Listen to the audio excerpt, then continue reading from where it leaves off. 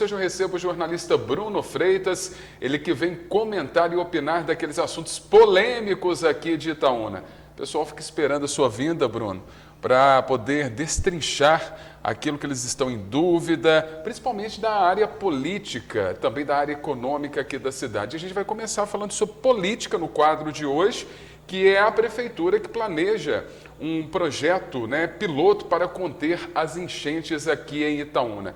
E já começa a te perguntar, quando começará a ser colocado em prática? Vai dar certo?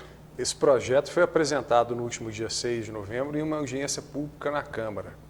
Eu comentei aqui no último quadro que essa obra demanda discussão com a comunidade, não é simplesmente pegar um projeto civil, executivo, que está pronto e simplesmente começar. Não. Até porque o que foi proposto na gestão passada é construir um canal paralelo ao córrego do Sumidouro, ou seja, abrir a Jovem Soares, tendo dois córregos, um ao lado do outro, além de vários piscinões em bairros da cidade. A atual gestão pensa diferente. O secretário de Infraestrutura, o Alessandro Mox, apresentou lá na Câmara o que ele chama de caixas de retenção, que são várias aberturas em ruas do bairro para segurar, retardar a água da chuva lá em cima nos bairros. Seria ali o Belvedere, o Bairro Novo, o Monte Carlo, seria nesses bairros? Começando pelo Piedade. Sim. Monte Carlo é um loteamento novo. Sim. Não é?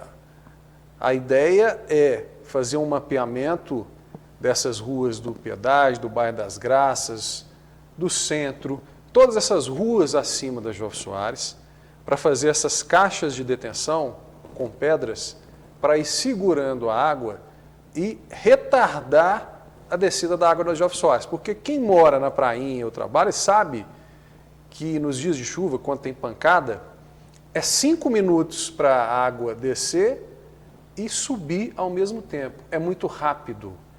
Principalmente aquele fluxo que vem da rua Silviano Brandão, do Cerqueira Lima, porque ali embaixo tem um rio também. Com essa proposta dessas caixas, vai segurar a água já lá em cima. Se der certo, a ideia é nem precisar fazer um segundo canal paralelo. Porque imagine o seguinte, você cidadão, a gente vai lá, aplica esse projeto que está pronto, abre a Jovem Soares, 3 anos de transtorno, entrega a obra. Passa 5, 10 anos, o mesmo problema volta, porque não tem capacidade de vazão. Portanto, a ideia é um conjunto de obras, começando pelos bairros, se der resultado, aí numa segunda etapa a gente entende a questão do segundo canal paralelo. Aí eu te refaço a pergunta que eu fiz no início. Há uma data para começar a ser implantado esse projeto piloto? Não, porque começou a ser discutido lá na audiência pública da Câmara, inclusive com poucos vereadores presentes. Estavam lá o Enderson, o Dalminho, compondo a mesa, o Léo Alves da rádio, o Beto do Bandinho e o Israel, que saiu mais cedo. Nós falamos aqui no último quadro que o ex-prefeito, o Neider, fez críticas à atual gestão porque não está executando esse projeto que ele deixou pronto, que é da construção do segundo canal paralelo e dos piscinões. Não vi na audiência pública representante do governo dele, não vi o vereador Lacimar Cesário, 3, que é braço direito do ex-prefeito. Ora, se ele vai para a rede social fazer crítica, por que ele não está lá na audiência pública? Não é interesse dele resolver essa questão das enchentes em Itaúna? É estranho, sabe? Você vê as pessoas indo para a rede social fazer crítica, mas na prática, na hora de discutir, na hora de ser propositivo, na hora de pensar no bem comum da nossa cidade, ninguém aparece. Então, não tem data. O Alessandro Mox diz que agora vai iniciar a execução do planejamento, começando por um projeto piloto, ali no encontro das ruas Rio Negro e 15 de novembro.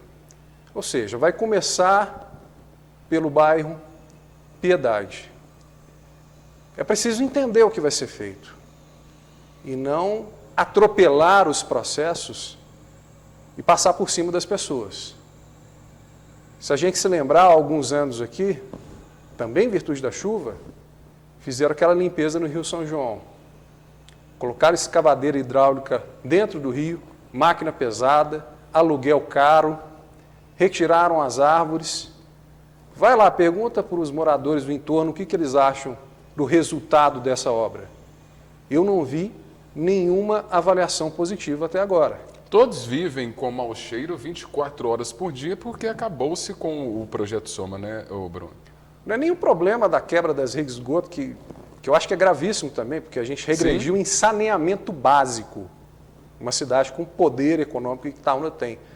Mas a própria capacidade de vazão do Rio São João, nas últimas chuvas, continua alta. Então, além de se discutir a responsabilidade da quebra dos emissários do projeto Soma, do custo de aluguel de equipamento pesado dentro do rio, da madeira das árvores, qual que foi a destinação que foi dada a essa madeira, se realmente foi transformado em imóvel no canteiro de obras e teve pessoas lá que venderam. Teve um vereador que levantou essa bola lá na Câmara. É necessário uma ampla discussão com a comunidade de Itaúna sobre como serão executados todos esses projetos para conter as enchentes. Como eu disse, eu entendo que eles se complementam, mas eles precisam ser feitos por fase. Não adianta você simplesmente abrir um canal no principal corredor viário da cidade e esquecer dos bairros, porque toda a água da chuva vem dos bairros, a gente está num vale. Senão daqui a 10 anos o mesmo problema volta e a gente gastou 100 milhões.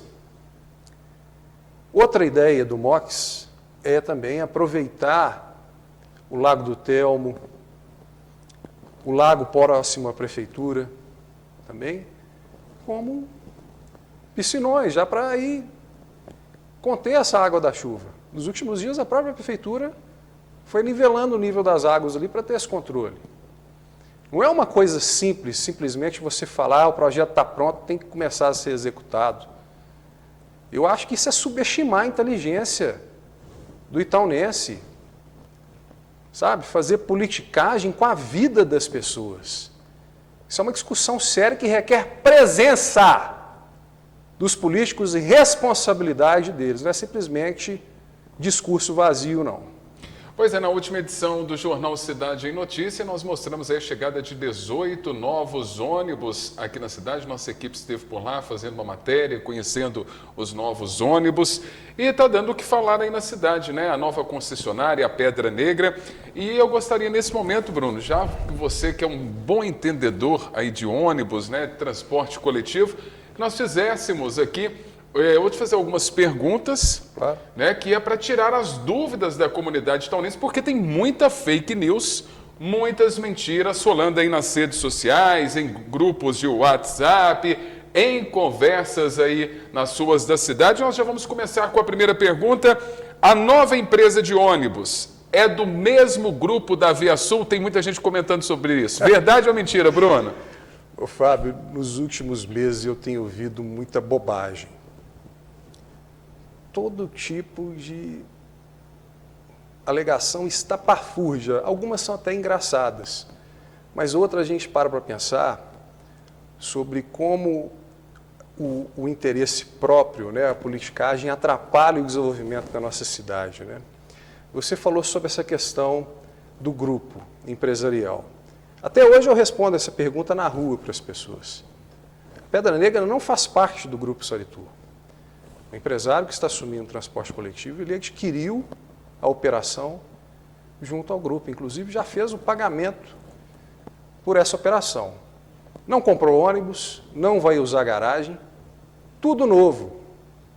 Porque é outro modelo de gestão, é outro pensamento, outra administração.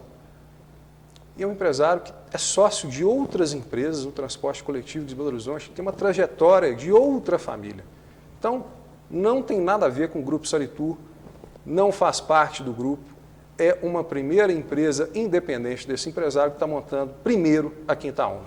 Agora, outra dúvida, a empresa recém-criada, Pedra Negra, ela tem lastro financeiro, Bruno? É óbvio. Se ela não tivesse lastro financeiro, o banco não ia aprovar o financiamento para chassi, para carroceria. Como que vocês acham que as maiores fabricantes de ônibus liberaram financiamento para a Pedra Negra comprar todos esses ônibus 0 km? É porque ela tem capacidade. Agora, ô Bruno, o pessoal tem muito comentado também nas redes sociais que os ônibus são reaproveitados. Aí eu te pergunto, os ônibus que a empresa está trazendo para Itaúna, eles são velhos ou reaproveitados de outras cidades ou são 0 km? Velho e reaproveitado são os ônibus da Viasul. Mandaram por último aqui 4 ônibus ano 2011 que estão rodando aí. Os da Pedra Negra que a gente viu, que eu fui lá na fábrica, sendo fabricados, montados, são 0 km. Se você tem alguma dúvida, entra no ônibus, pega o documento com o motorista, vai lá olhar a plaquinha, abre o capô. Sabe, é muita falta do que fazer. Sabe, é muita gente inútil, que não pensa na cidade, que só quer atrapalhar e tumultuar, inventando um monte de mentira, de bobagem, falando que os ônibus são velhos. Vocês viram os ônibus rodando na rua, gente? Entra no ônibus, faz a viagem, que vocês vão ver na prática a diferença. Agora, os ônibus, Bruno, esses ônibus que chegaram a Itaúna, os outros que estão sendo fabricados, eles foram adquiridos com dinheiro público? São financiados via PAC. E não é só a Pedra Negra que conseguiu, habilitou essa condição de financiamento, não. Várias empresas pelo Brasil estão renovando a frota por um programa do Ministério das Cidades, que foi implementado pelo atual governo justamente para reduzir a idade média da frota, depois do impacto que a gente teve na pandemia. Tem empresa de empresário aqui em Itaúna, que opera na Grande Belo Horizonte, que renovou a frota também pelo PAC. Então, basta uma simples pesquisa no Google, em sites especializados que cobrem ônibus, vocês vão ver lá todo dia portaria do Ministério das Cidades habilitando várias empresas com financiamento, que é um programa em vigor do governo federal. Agora eu te pergunto, porque essa também é uma pergunta que está rolando nos grupos, principalmente alguns que eu participo aí, pessoal comentando o seguinte, mas não era necessário uma nova licitação para que uma empresa chegasse na cidade? Como é que a Pedra Negra conseguiu entrar na cidade? É necessário ou não uma nova licitação para que a empresa entrasse aqui no município? Há muitos anos, a Viasul quer repassar a operação aqui em Itaúna. Eu já falei isso aqui no quadro várias vezes. Porque já não é mais interessante para ela, na administração dela, fazer investimento. Considerando que teve queda de passageiros de 2020 para cá. Não é uma operação sustentável para a Viasul. Então a Viasul pegou a operação, repassou para outra empresa que tem capacidade de investimento. Um contrato em vigor, um contrato que foi feito em dezembro de 2016, tem validade de 20 anos. Isso acontece em diversos segmentos de ônibus. Transporte intermunicipal, volta e meia você vê uma empresa assumindo a linha de outra empresa. É isso. Passa-se operação para outro ente que tenha capacidade de operar. Ou vocês queriam que simplesmente chegasse num ponto que não ia ter mais passageiro aqui, que não ia ter mais receita, e a Viasul simplesmente falava, nós estamos abandonando o transporte. Vocês queriam isso? Eu acho que Itaúna está numa condição privilegiada no atual contexto do país, com um empresário que quer investir na nossa cidade.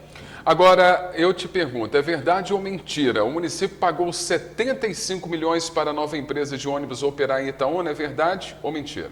Claro que é mentira, não foi pago nada até agora. O que foi aprovado é um subsídio de 1,3 milhão.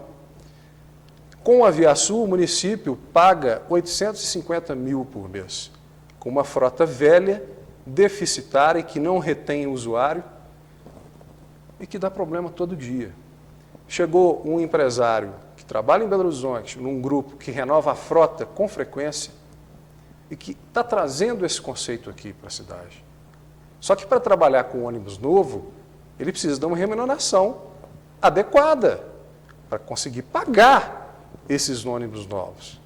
Então a gente está tendo uma condição de mudar toda a empresa de uma vez só. Agora, para a gente encerrar, nosso tempo está quase esgotando aqui, o atual governo é o mesmo que trouxe a ViaSul com contrato de 20 anos, Bruno? A ViaSul veio aqui para Itaúna em 2003, quando ela comprou a Transporte Coletivo Redentor. Em 2005, ela assumiu a outra empresa que havia na cidade, chamada Coletivos Nossa Senhora de Lourdes. Chegou em 2016, no fim do governo, o Osmando ele tinha a opção de renovar o contrato que já havia vencido ou não, empurrar para a barriga e deixar para o Neider resolver. Na época, o Osmando tomou a iniciativa e falou, eu vou renovar. 20 anos é o padrão do mercado hoje para se renovar. Até porque não há, se você analisar as últimas licitações que foram feitas para o transporte coletivo de Itaúna, pouquíssimas empresas interessadas. Na ocasião, a Morro Alto, Autotrans, não era nem ViaSul, ganhou porque ela tinha estrutura montada aqui. E naquela época estava dando dinheiro para ela. Mas como eu falei aqui no quadro, eu tenho certeza que se o Osmando não tivesse renovado esse contrato, com certeza o Neider iria renovar. Até porque, logo no início do governo dele, em março, ele já estava sentado ao lado do dono da ViaSul, assinando parceria de meio passe estudantil. Então, atribuir a questão da má operação, os problemas que a ViaSul teve, a renovação de contrato, é falácia, é politicagem. Bruno, eu agradeço mais uma vez a sua contribuição aqui com o nosso jornalismo, a sua opinião, os seus comentários. Desejo para você um bom final de semana e até terça-feira. Cidadão, cobre dos políticos que você elegeu. São eles que recebem, entre os vereadores, R$13 mil da Câmara Municipal.